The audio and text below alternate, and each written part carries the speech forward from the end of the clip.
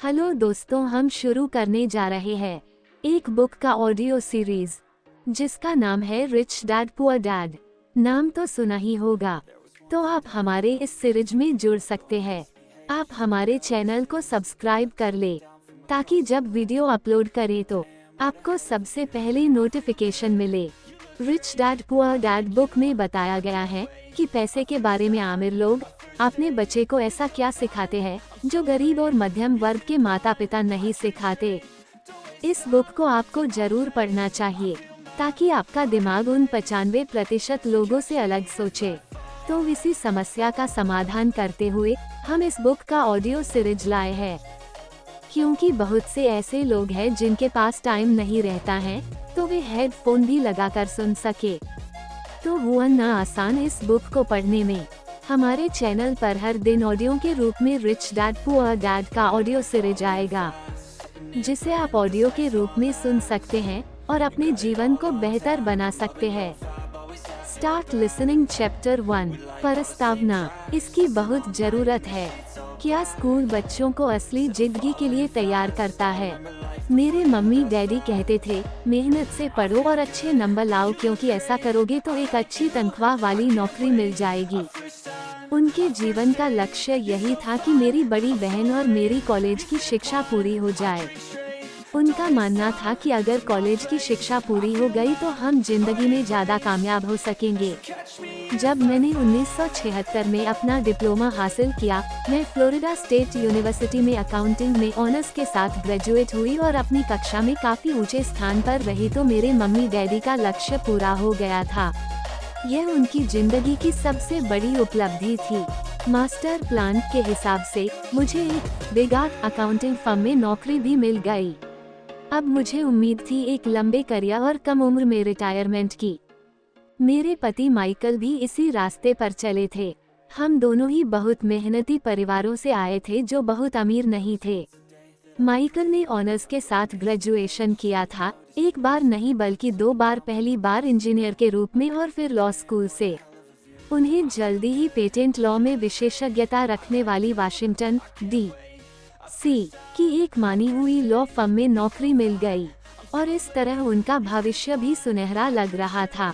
उनके करियर का नक्शा साफ था और यह बात तय थी कि वह भी जल्दी रिटायर हो सकते थे। हालांकि हम दोनों ही अपने करियर में सफल रहे, परंतु हम जो सोचते थे हमारे साथ ठीक वैसा ही नहीं हुआ। हमने कई बार नौकरियां बदली, हालांकि हर बार नौकरी बदलने के कारण सही थे, परंतु हमारे लिए किसी ने भी पेंशन योजना में निवेश नहीं किया। हमारे रिटायरमेंट फंड हमारे खुद के लगाए पैसों से ही बढ़ रहे हैं। हमारी शादी बहुत सफल रही है और हमारे 3 बच्चे हैं। उनमें से 2 कॉलेज में हैं और तीसरा अभी हाई स्कूल में गया ही है। हमने अपने बच्चों को सबसे अच्छी शिक्षा दिलाने में बहुत सा पैसा लगाया। 1996 में एक दिन मेरा बेटा स्कूल से घर लौटा। स्कूल से उसका मोह भंग हो गया था। वह पढ़ाई से ऊब चुका था।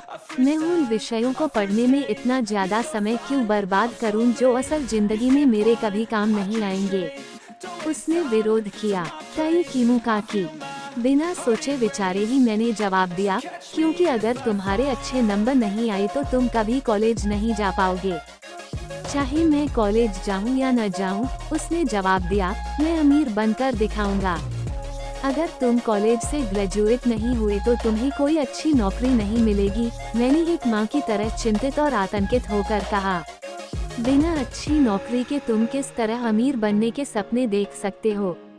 मेरे बेटे ने मुस्कुराकर अपने सिर को बोरियत भरे अंदाज में हिलाया। हम ये चर्चा पहले भी कई बार कर चुके थे। उसने अपने सिर को झुकाया और अपनी आंखें घुमाने लगा। मेरी समझदारी भरी सलाह एक बार फिर उसके कानों से भीतर नहीं गई थी। हालांकि वह स्मार्ट और प्रबल इच्छाशक्ति वाला युवक था, परंतु वह नम्र और शालीन भी था। मम्मी, उसने बोलना शुरू किया और भाषण सुनने की बारी अब मेरी थी। समय के साथ चलिए, अपने चारों तरफ देखिए। सबसे अमीर लोग अपनी शिक्षा के कारण इतने अमीर नहीं बने हैं। माइकल जॉर्डन और मैडोना को देखिए। यहाँ तक कि बीच में ही हार्वर्ड छोड़ देने वाले बिल गेट्स ने माइक्रोसॉफ्ट कायम किया। आज वे अमेरिका के सबसे अमीर व्यक्ति हैं और अभी उनकी उम्र भी 30 से 40 के बीच ही है। और उस बेसबॉल पिचर के बारे में तो आपने सुना ही होगा जो हर साल $40 लाख से ज्यादा कमाता है, जबकि उस पर दिमागी तौर पर कमजोर होने का लेबल लगा हुआ है। हम दोनों काफी समय तक चुप रहे। अब मुझे ये समझ में आने लगा था कि मैं अपने बच्चे को वही सलाह दे रही थी जो मेरे माता पिता ने मुझे दी थी। हमारे चारों तरफ की दुनिया बदल रही थी, परंतु हमारी सलाह नहीं बदली थी। अच्छी शिक्षा और अच्छे ग्रेड हासिल करना अब सफलता की गारंटी नहीं रह गए थे और हमारे बच्चों के अलावा ये बात किसी की समझ में नहीं आई थी। मम्मी, उसने आगे कहा, मैं डैडी और आपकी तरह कड़ी मेहनत नहीं करना चाहता। आपको काफी पैसा मिलता है और हम एक शानदार मकान में रहते हैं जिसमें बहुत से कीमती सामान हैं। अगर मैं आपकी सलाह मानूंगा तो मेरा हाल भी आपकी ही तरह होगा। मुझे भी ज्यादा मेहनत करनी पड़ेगी ताकि मैं ज्यादा टैक्स भर सकूं और कर्ज में डूब जाऊं। वैसे भी आज की दुनिया में नौकरी की सुरक्षा बची नहीं है। मैं ये जानता हूं कि छोटे और सही आकार की फर्म कैसी होती है। मैं ये भी जानता कि आज के दौर में कॉलेज के स्नातकों को कम तनख्वाह मिलती है, जबकि आपके जमाने में उन्हें ज्यादा तनख्वाह मिला करती थी। डॉक्टरों को देखिए, वे अब उतना पैसा नहीं कमाते जितना पहले कभी कमाया करते थे। मैं जानता हूं कि मैं रिटायरमेंट के लिए सामाजिक सुरक्षा या कंपनी पेंशन पर भरोसा नहीं कर सकता। अपने सवालों के मुझे नए जवाब चाहिए। वह सही था, उसे नए जवाब चाहिए थे और मुझे भी। मेरे माता पिता की सलाह उन लोगों के लिए सही हो सकती थी जो 1945 के पहले पैदा हुए थे, पर यह उन लोगों के लिए विनाशकारी साबित हो सकती थी जिन्होंने तेजी से बदल रही दुनिया में जन्म लिया था। अब मैं अपने बच्चों से यह सीधी सी बात नहीं कह सकती थी, स्कूल जाओ, अच्छे ग्रेड हासिल करो और किसी सुरक्षित नौकरी की तलाश करो। मैं जानती थी कि मुझे अपने बच्चों की शिक्षा को सही दिशा देने के लिए नए तरीकों की खोज करनी होगी। एक माँ और एक अकाउंटेंट होने के नाते मैं इस बात से परेशान थी कि स्कूल में बच्चों को धन संबंधी शिक्षा या वित्तीय शिक्षा नहीं दी जाती। हाई स्कूल खत्म होने से पहले ही आज के युवाओं के पास अपना क्रेडिट कार्ड होता है। ये बात अलग है कि उन्होंने कभी धन संबंधी पाठ्यक्रम में भाग नहीं लिया होता है और उन्हें ये भी नहीं पता होता है कि इसे किस तरह निवेश किया जाता है। इस बात का ज्ञान तो दूर की बात है कि क्रेडिट कार्ड पर चक्रवृद्धि ब्याज की गणना किस तरह की जाती है। इसे आसान भाषा में कहें तो उन्हें धन संबंधी शिक्षा नहीं मिलती और यह ज्ञान भी नहीं होता कि पैसा किस तरह काम करता है। इस तरह से उस दुनिया का सामना करने के लिए कभी तैयार नहीं हो जाते जो उनका इंतजार कर रही है। एक ऐसी दुनिया जिसमें बचत से ज्यादा खर्च को महत्व दिया जाता है। जब मेरा सबसे बड़ा बेटा कॉलेज के शुरुआती दिनों में अपने क्रेडिट कार्ड को लेकर कर्ज में डूब गया तो मैंने उसके क्रेडिट कार्ड को नष्ट करने में उसकी मदद की। साथ ही मैं ऐसी तरकीब भी खोजने लगी जिससे मेरे बच्चों में पैसे की समझ आ सके। पिछले साल एक दिन मेरे पति ने मुझे अपने ऑफिस से फोन किया। मेरे सामने एक सज्जन बैठे हैं और मुझे लगता है कि तुम उससे मिलना चाहोगी। उन्होंने कहा, उनका नाम रॉबर्ट कियोसाकी है। वे एक व्यवसाय और निदेशक हैं तथा वे एक शैक्षणिक उत्पाद का पेटेंट करवाना चाहते हैं। मुझे लगता है कि तुम इसी चीज की तलाश कर रही थी जिसकी मुझे तलाश थी। मेरे पति माइक रॉबर्ट कियोसाकी द्वारा बनाए जा रहे नए शैक्षणिक उत्पाद कैशफ्लो से इतने प्रभावित थे कि उन्होंने इसके परीक्षण में हमें बुलवा लिया।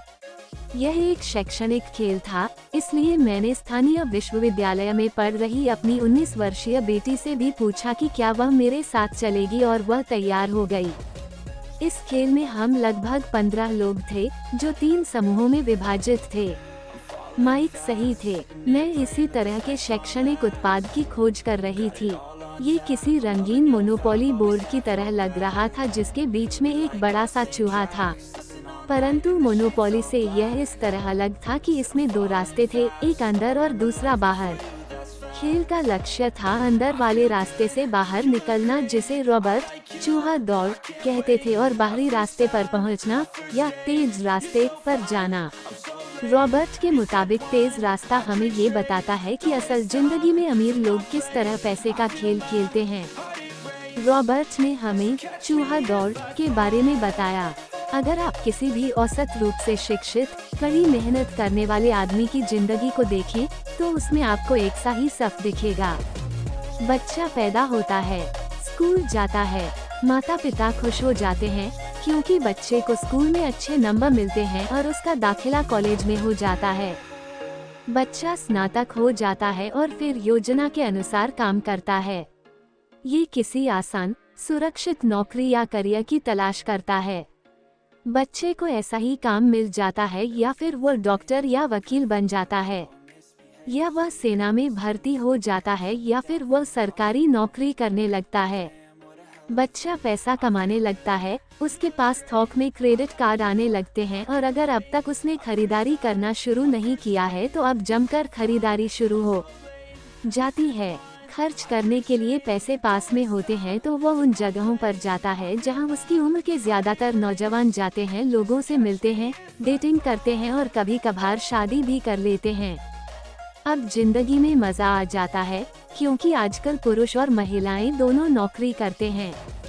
दो तनख्वाहें बहुत सुखद लगती हैं। पति पत्नी दोनों को लगता है कि उनकी जिंदगी सफल हो गई है। उन्हें अपना भविष्य सुनहरा नजर आता है। अब वे घर, कार, टेलीविजन खरीदने का फैसला करते हैं, छुट्टियां मनाने कहीं चले जाते हैं और फिर उनके बच्चे हो जाते हैं। बच्चों के साथ उनके खर्चे भी बढ़ जाते हैं। खुशहाल पति पत्नी सोचते हैं कि ज्यादा पैसा कमाने के लिए अब उन्हें ज्यादा मेहनत करनी चाहिए। उनका करियर अब उनके लिए पहले से ज्यादा मायने रखता है। वे अपने काम में ज्यादा मेहनत करने लगते हैं ताकि उन्हें प्रमोशन मिल जाए या उनकी तनख्वाह बढ़ जाए। तनख्वाह बढ़ती है पर उसके साथ ही दूसरा बच्चा पैदा हो जाता है। अब उन्हें एक बड़े घर की जरूरत महसूस होती है। वे नौकरी में और भी ज्यादा मेहनत करते हैं, बेहतर कर्मचारी बन जाते हैं और ज्यादा मन लगाकर काम करने लगते हैं। ज्यादा विशेषज्ञता हासिल करने के लिए वे एक बार फिर किसी स्कूल में जाते हैं ताकि ज्यादा पैसे कमा सकें। हो सकता है कि वे दूसरा काम भी खोज लें। उनकी आमदनी बढ़ जाती है, परंतु उस आमदनी पर उन्हें इनकम टैक्स भी चुकाना पड़ता है। यही नहीं, उन्होंने जो बड़ा घर खरीदा है उस पर भी टैक्स देना होता है। इसके अलावा उन्हें सामाजिक सुरक्षा का टैक्स तो चुकाना ही है। इसी तरह बहुत से टैक्स चुकाते चुकाते उनकी तनख्वाह चुक जाती है। वे अपनी बढ़ी हुई तनख्वाह लेकर घर आते हैं और हैरान होते हैं कि इतना सारा पैसा आखिर कहाँ चला जाता है। भविष्य के लिए बचत के हिसाब से वे कुछ म्यूचुअल फंड भी खरीद लेते हैं और अपने क्रेडिट कार्ड से घर का किराया खरीदते हैं। उनके बच्चों की उम्र अब 5 या 6 साल हो जाती है। ये चिंता भी उन्हें सताने लगती है कि बच्चों के कॉलेज की शिक्षा के लिए भी बचत जरूरी है। इसके साथ ही उन्हें अपने रिटायरमेंट के लिए पैसा बचाने की चिंता भी सताने लगती है। 35 साल पहले पैदा हुए ये खुशहाल दंपति अब अपनी नौकरी के बाकी दिन चूहा दौड़ में फंसकर बिताते हैं। वे अपनी कंपनी के मालिकों के लिए काम करते हैं, सरकार को टैक्स चुकाने के लिए काम करते हैं और बैंक में अपनी गिरवी संपत्ति तथा क्रेडिट कार्ड के कर्ज को चुकाने के लिए काम करते हैं। फिर वे अपने बच्चों को ये सलाह देते हैं कि उन्हें मन लगाकर पढ़ना चाहिए, अच्छे नंबर लाने चाहिए और किसी सुरक्षित नौकरी की तलाश करनी चाहिए। वे पैसे के बारे में कुछ भी नहीं सीखते और इसीलिए वे जिंदगी भर कड़ी मेहनत करते रहते हैं। ये प्रक्रिया पीढ़ी दर पीढ़ी चलती रहती है। इसे चूहा दौड़ कहते हैं। चूहा दौड़ से निकलने का एक ही तरीका है और वो ये कि आप अकाउंट्स और इन्वेस्टमेंट दोनों क्षेत्रों में निपुण हो जाएं। दिक्कत यह है कि इन दोनों ही विषयों को बोरिंग और कठिन माना जाता है। मैं खुद एक CPA हूँ और मैंने बिग 8 अकाउंटिंग फर्म के लिए काम किया है। मुझे ये देखकर ताज्जुब हुआ कि रॉबर्ट ने इन दोनों बोरिंग और कठिन विषयों को सीखना कितना रोचक, सरल और रोमांचक बना दिया था। सीखने की प्रक्रिया इतनी अच्छी तरह छुपा ली गई थी कि जब हम चूहा दौड़ से बाहर निकलने के लिए जी जान लगा रहे थे तो हमें ये ध्यान ही नहीं रहा कि हम कुछ सीख रहे थे। शुरू में तो हम एक नए शैक्षणिक खेल का परीक्षण कर रहे थे, परंतु जल्दी ही इस खेल में मुझे और मेरी बेटी को मजा आने लगा। खेल के दौरान हम दोनों ऐसे विषयों पर बात कर रहे थे जिनके बारे में हमने पहले कभी बातें नहीं की थी। एक लेखापाल होने के कारण इनकम स्टेटमेंट और बैलेंस शीट से जुड़ा खेल खेलने में मुझे कोई परेशानी नहीं हुई। मैंने खेल के नियम और इसकी बारीकियां समझाने में अपनी बेटी और दूसरे लोगों की मदद भी की। उस रोज में चूहा दौड़ से सबसे पहले बाहर निकली और केवल में ही बाहर निकल पाई। बाहर निकलने में मुझे 50 मिनट का समय लगा, हालांकि खेल लगभग 3 घंटे तक चला। मेरी टेबल पर एक बैंकर बैठा था, इसके अलावा एक व्यवसायी था और एक कंप्यूटर प्रोग्रामर भी था। मुझे ये देखकर बहुत हैरत हुई कि इन लोगों को अकाउंटिंग या इन्वेस्टमेंट के बारे में कितनी कम जानकारी है, जबकि ये विषय उनकी जिंदगी में कितनी ज्यादा अहमियत रखते हैं। मेरे मन में यह सवाल भी उठ रहा था कि वे असल जिंदगी में अपने पैसे धेले के कारोबार को कैसे संभालते होंगे। मैं ये समझ सकती थी कि मेरी 19 साल की बेटी क्यों नहीं समझ सकती, पर ये लोग तो उससे दुगनी उम्र के थे और उन्हें ये बातें समझ में आनी चाहिए थी। चूहा दौड़ से बाहर निकलने के बाद में 2 घंटे तक अपनी बेटी और इन शिक्षित अमीर वयस्कों को पासा फेंकते और अपना बाजार फैलाते देखती रही। हालांकि मैं खुश थी कि वे लोग कुछ नया सीख रहे थे, लेकिन मैं इस बात से बहुत परेशान और विचलित भी थी कि वयस्क लोग सामान्य अकाउंटिंग और इन्वेस्टमेंट के मूलभूत बिंदुओं के बारे में कितना कम जानते थे। उन्हें अपने इनकम स्टेटमेंट और अपनी बैलेंस शीट के आपसी संबंध को समझने में ही बहुत समय लगा। अपनी संपत्ति खरीदते और बेचते समय उन्हें ध्यान ही नहीं रहा कि हर सौदे से उनकी महीने की आमदनी पर असर पड़ रहा है। मैंने सोचा, असल जिंदगी में ऐसे करोड़ों लोग होंगे जो पैसे के लिए सिर्फ इसलिए परेशान हो रहे हैं क्योंकि उन्होंने ये दोनों विषय कभी नहीं पढ़े। मैंने मन में सोचा, भगवान का शुक्र है कि हमें मजा आ रहा है और हमारा लक्ष्य खेल में जीतना है। जब खेल खत्म हो गया तो रॉबर्ट ने हमें 15 मिनट तक कैश फ्लो पर चर्चा करने और इसकी समीक्षा करने के लिए कहा। मेरी टेबल पर बैठा व्यवसायी खुश नहीं था, उसे खेल पसंद नहीं आया था। मुझे ये सब जानने की कोई जरूरत नहीं है, उसने जोर से कहा। मेरे पास इन सब के लिए अकाउंटेंट, बैंकर और वकील हैं, जिन्हें ये सब मालूम है। रॉबर्ट का जवाब था, क्या आपने गौर किया है कि ऐसे बहुत से अकाउंटेंट हैं जो अमीर नहीं हैं? और यही हाल बैंकर्स, वकीलों, स्टॉक ब्रोकर्स और रियल एस्टेट ब्रोकर्स का भी है। वे बहुत कुछ जानते हैं और प्रायः वे लोग स्मार्ट होते हैं, परंतु उनमें से ज्यादातर अमीर नहीं होते। चूंकि हमारे स्कूल हमें वह सब नहीं सिखाते जो अमीर लोग जानते हैं, इसलिए हम इन लोगों से सलाह लेते हैं। परंतु एक दिन जब आप किसी हाईवे पर कार से जाते हैं, आप ट्रैफिक जाम फंस जाते हैं। आप बाहर निकलने के लिए छटपटाते हैं। जब आप अपनी दाईं तरफ देखते हैं तो वहां आप देखते हैं कि आपका अकाउंटेंट भी उसी ट्रैफिक जाम में फंसा हुआ है। फिर आप अपनी बाईं तरफ देखते हैं तो आपको वहां अपना बैंकर भी उसी हाल में नजर आता है। इससे आपको हालात का अंदाजा हो जाएगा। कंप्यूटर प्रोग्रामर भी इस खेल से प्रभावित नहीं हुआ था। ये सीखने के लिए मैं सॉफ्टवेयर खरीद सकता हूँ। बैंकर जरूर प्रभावित हुआ था। मैंने स्कूल में अकाउंटिंग सीखी थी, परंतु मैं अब तक ये नहीं समझ पाया था कि इसे असल जिंदगी में किस तरह काम में लाया जाए। अब मैं समझ गया हूँ। मुझे चूहा दौड़ से बाहर निकलने के लिए खुद को तैयार करने की जरूरत है। परंतु मेरी पुत्री के विचारों से मैं सबसे ज्यादा रोमांचित हुई। उसने कहा, मुझे सीखने में बड़ा मजा आया। मैंने इस बारे में बहुत कुछ सीखा कि पैसा असली जिंदगी में किस तरह काम करता है और इसका निवेश किस तरह करना चाहिए। फिर उसने आगे कहा, अब मैं जानती हूँ कि मैं अपने काम करने के लिए किस तरह का व्यवसाय चुनूं। और यह व्यवसाय चुनने का कारण नौकरी की सुरक्षा, उससे मिलने वाले फायदे या तनख्वाह नहीं होंगे। अगर मैं इस खेल में सिखाई जाने वाली बातें सीख जाती हूँ तो मैं कुछ भी करने के लिए आज़ाद हूँ और वह सीखने के लिए आज़ाद हूँ जो मैं दिल से सीखना चाहती हूँ। अभी तक मुझे उस चीज़ को सीखना पड़ता था जिससे मुझे नौकरी पाने में मदद मिले। अगर मैं ये खेल सीख जाती हूँ तो मुझे नौकरी की सुरक्षा और सामाजिक सुरक्षा की चिंता नहीं होगी, जैसी कि बहुत सी सहेलियों को होती है। खेल खत्म होने के बाद मुझे रॉबर्ट से बात करने के लिए ज्यादा समय ही मिला। हमने उनकी पर आगे बातें करने के लिए बाद में मिलने का फैसला किया। इतना तो मैं जानती थी कि इस खेल के बहाने रॉबर्ट ये चाहते थे कि लोगों में पैसे की बेहतर समझ विकसित हो जाए। यही कारण था कि मैं उनकी योजनाओं के बारे में ज्यादा जानने के लिए उत्सुक थी।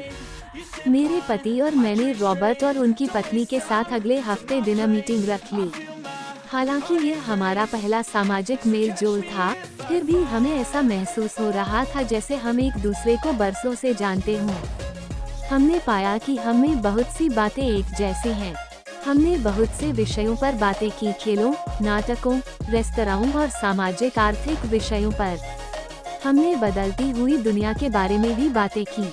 हमने इस मुद्दे पर बहुत समय तक विचार किया कि ज्यादातर अमेरिकी कैसे अपने रिटायरमेंट के लिए बहुत कम पैसे बचा पाते हैं या बिल्कुल भी नहीं बचा पाते। हमने सामाजिक सुरक्षा और मेडिकेयर की लगभग दिवालिया हालत पर भी विचार किया। क्या हमारे बच्चों को 7.5 करोड़ वृद्ध लोगों के रिटायरमेंट के लिए टैक्स चुकाना होगा? हम हैरान थे कि लोग पेंशन योजना के भरोसे बैठकर कितना बड़ा खतरा मोल ले रहे हैं।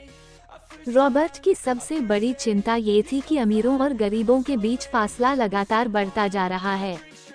ऐसा न सिर्फ अमेरिका में हो रहा है, बल्कि पूरी दुनिया में हो रहा है। रॉबर्ट स्वशिक्षित और स्वनिर्मित व्यवसायी थे। वे दुनिया भर में निवेश कर चुके थे और 47 वर्ष की उम्र में रिटायर होने में सफल हो गए थे। वे काम इसलिए कर रहे थे क्योंकि उन्हें भी वही चिंता थी जो मुझे अपने बच्चों को लेकर सता रही थी। वे जानते थे कि दुनिया बदल चुकी है, परंतु इसके बावजूद शिक्षा पद्धतियां बिल्कुल भी नहीं बदली थीं। रॉबर्ट के अनुसार बच्चे सालों तक दकियानुसी शिक्षा पद्धति में अपना समय गुजारते हैं और ऐसे विषय पढ़ते हैं जो उनके जीवन में कभी भी कहीं भी काम नहीं आने वाले हैं, और वे ऐसी दुनिया के लिए तैयारी करते हैं जिसका अब नामो निशान भी नहीं बचा है। आज आप किसी भी बच्चे को जो सबसे खतरनाक सलाह दे सकते हैं वो ये है, स्कूल जाओ, अच्छे नंबर लाओ और कोई सुरक्षित नौकरी ढूंढो। उन्होंने ये पुरानी सलाह है और यह खराब सलाह है।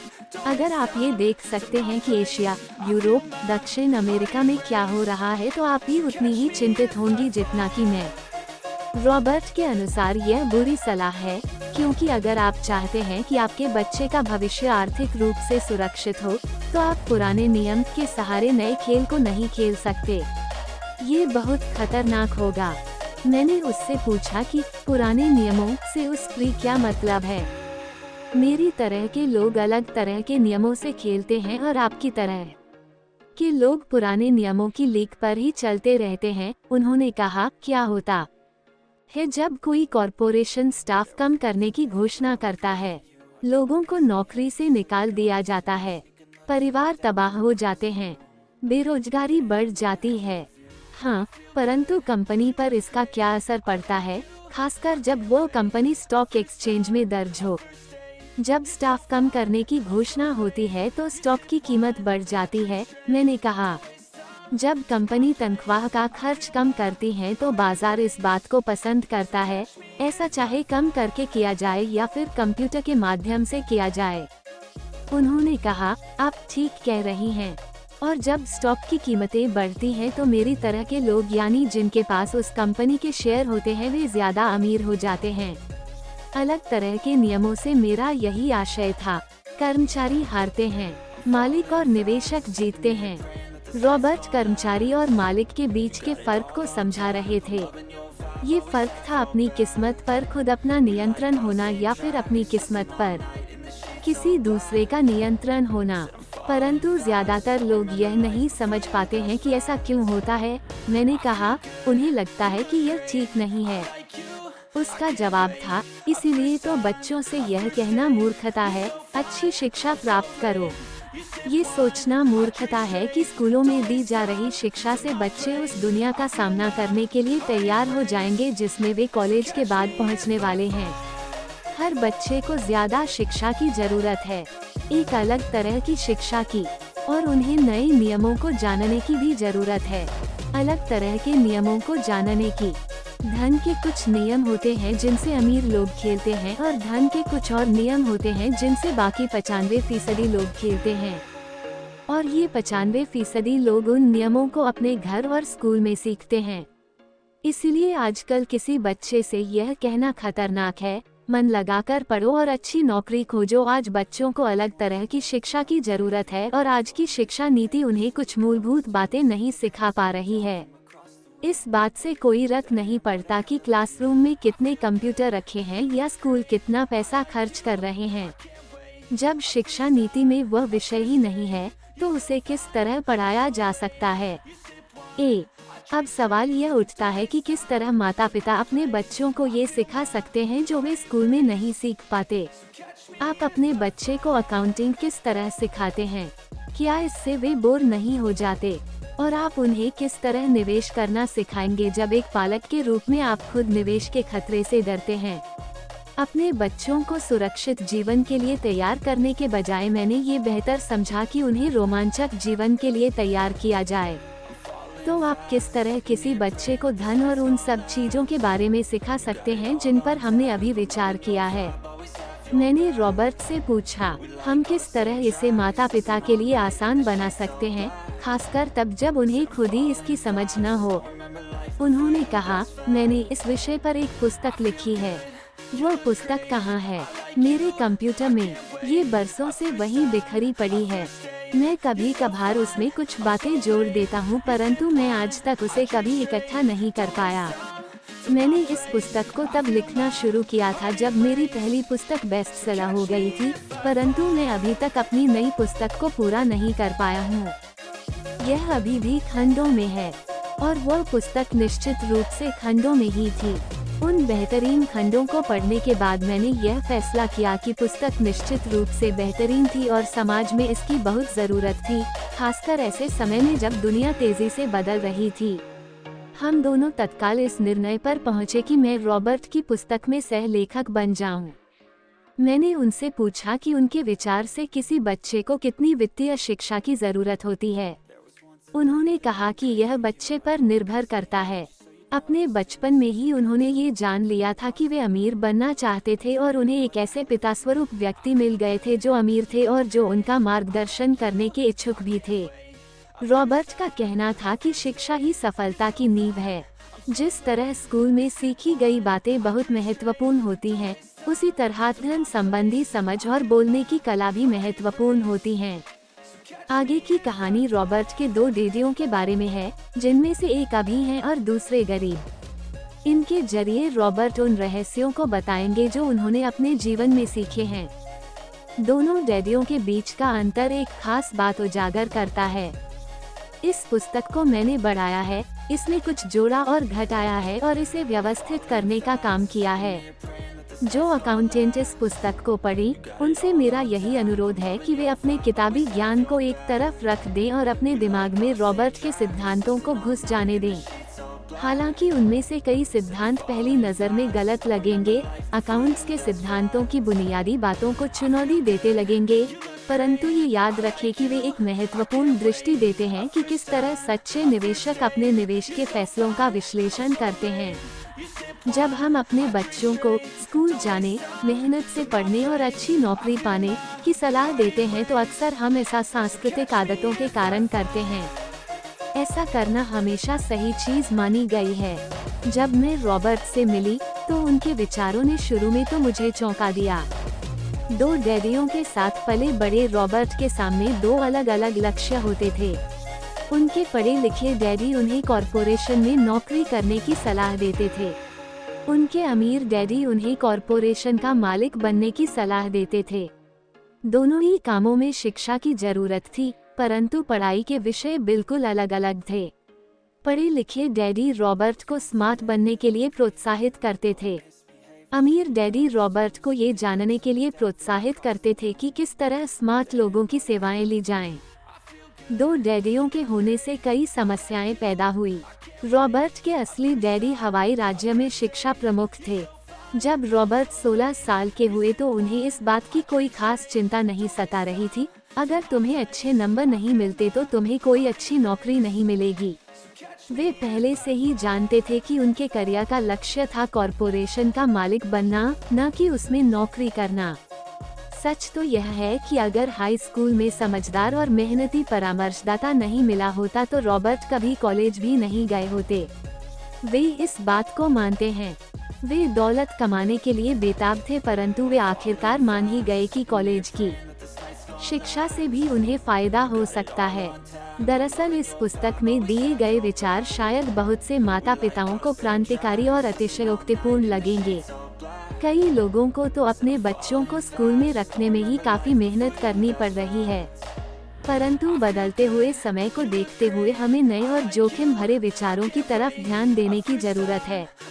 अपने बच्चों को कर्मचारी बनने की सलाह देने का मतलब यह है कि हम उन्हें जिंदगी भर अपनी खून पसीने की कमाई से इनकम टैक्स व और भी न जाने कितने टैक्स चुकाने की सलाह देते हैं, और इसके बाद भी पेंशन की कोई गारंटी नहीं होती। और यह सच है कि आज के जमाने में टैक्स किसी व्यक्ति का सबसे बड़ा खर्च है। हकीकत में ज्यादातर परिवार तो जनवरी से आधी मई तक सिर्फ अपने टैक्स चुकाने के लिए ही सरकार की नौकरी करते हैं। आज नए विचारों की बहुत जरूरत है और यह पुस्तक हमें नए विचार देती है। रॉबर्ट का दावा है कि अमीर लोग अपने बच्चों को अलग तरह की शिक्षा देते हैं। वे अपने बच्चों को घर पर सिखाते हैं, डिनर टेबल पर। हो सकता है कि यह विचार वे न हो जिन पर आप अपने बच्चों के साथ बातें करते हो, परंतु उन पर नजर डालने के लिए धन्यवाद। और मैं आपको सलाह देती हूँ कि आप खोज करते रहें। एक माँ और एक CPA होने के नाते मैं तो यही सोचती हूँ कि अच्छे नंबर लाना और एक बढ़िया नौकरी पा लेना एक पुराना विचार है। हमें अपने बच्चों को नए तरह के विचार देने होंगे। हमें उन्हें अलग तरह की शिक्षा देनी होगी। शायद हम अपने बच्चों को ये सिखाएं कि अच्छे कर्मचारी होने के साथ साथ वे अपना खुद का निवेश कॉरपोरेशन भी खोल सकें। दोनों का ये तालमेल बढ़िया रहेगा। एक भी होने के नाते मुझे उम्मीद है कि यह पुस्तक सभी अभिभावकों के लिए फायदेमंद होगी। रॉबर्ट लोगों को ये बताना चाहते हैं कि कोई भी व्यक्ति अगर ठान ले तो अमीर बन सकता है। अगर आप एक माली या गेटकीपर हैं या पूरी तरह बेरोजगार है, तो भी आप में खुद को और अपने परिवार के लोगों को धन संबंधी बातें सिखाने की काबिलियत है। ये याद रखें कि धन संबंधी बुद्धि वह दिमागी तरीका है जिससे हम अपनी धन संबंधी समस्याओं को सुलझाते हैं। आज हम ऐसे विश्वव्यापी तकनीकी परिवर्तनों का सामना कर रहे हैं जिनका सामना हमने आज से पहले कभी नहीं किया। किसी के पास भी जादू की पुड़िया नहीं है, परंतु एक बात तो तय है, ऐसे परिवर्तन हमारे सामने आने वाले हैं जो हमारे यथार्थ से परे हैं। कौन जाने भविष्य हमारे लिए क्या लाता है। पर जो भी हो, हमारे पास दो मूलभूत विकल्प मौजूद हैं, या तो हम सुरक्षा की राह पर चलें या फिर हम स्मार्ट बनकर खुद को धन संबंधी क्षेत्रों में शिक्षित करें और अपने बच्चों की धन संबंधी प्रतिभा को भी जागृत करें। अब आगे का स्टोरी अगले वीडियो में सुनेंगे। तब तक से हमारे चैनल को सब्सक्राइब कर ले ताकि वीडियो के आगे का पार्ट मिस ना हो। Thanks for listening.